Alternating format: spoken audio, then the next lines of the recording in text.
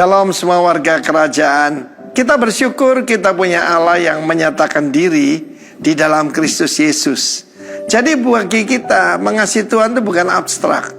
Seperti orang-orang yang lain yang bukan di dalam Kristus, Tuhannya tidak mau dipersekutukan, tidak mau misterius sehingga tidak bisa tahu how to love God.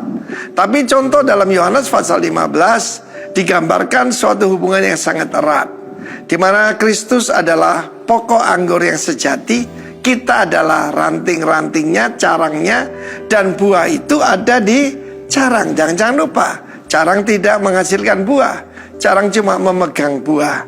Karena yang penting itu adalah pokok anggur itu sendiri dan akarnya. Dan dikatakan Bapa adalah pengusahanya. Nah, pengusaha itu producer.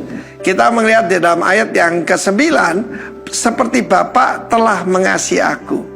Ini satu rumus saudara, di mana kenapa Kristus bisa mengasihi murid-muridnya sedemikian rupa.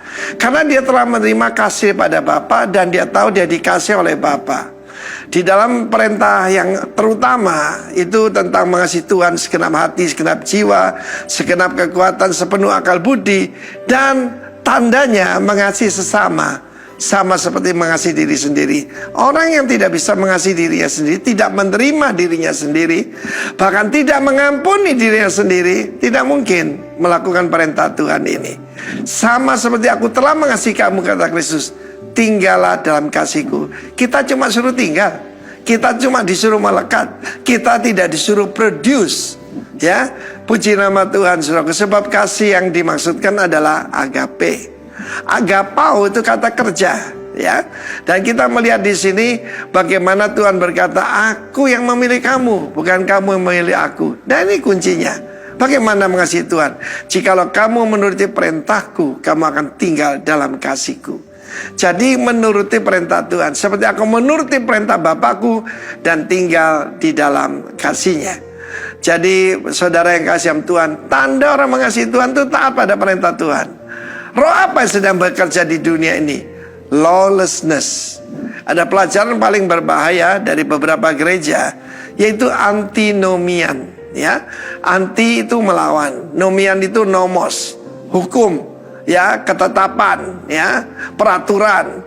Suka berontak, saudara, ya. Yang laki mau jadi perempuan, perempuan mau jadi laki, melawan daripada kodratnya Tuhan. Nah, kita lihat bagaimana Mazmur 2 itu bangsa-bangsa memberontak, bangsa-bangsa melawan Tuhan dan mengatakan perintah Tuhan adalah belenggu. No, firman Tuhan itu memerdekakan kita. Bahkan kalau Sang Putra memerdekakan kita, kita benar-benar merdeka. So, how to love God? Mengasihi Tuhan adalah mengikuti perintahnya. Bagaimana membenci Tuhan? Melawan perintahnya. Karena itu ketika bangsa-bangsa berontak, Bapa di sorga tertawa. Dia melihat bagaimana manusia mencoba melawan dia. Dan dia berkata dalam kehangatan amarahnya, aku telah melantik mengurapi rajaku di Sion, Kristus.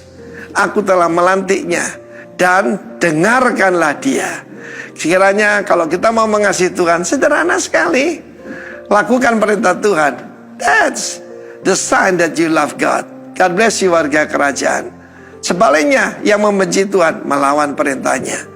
Dalam nama Yesus, amin.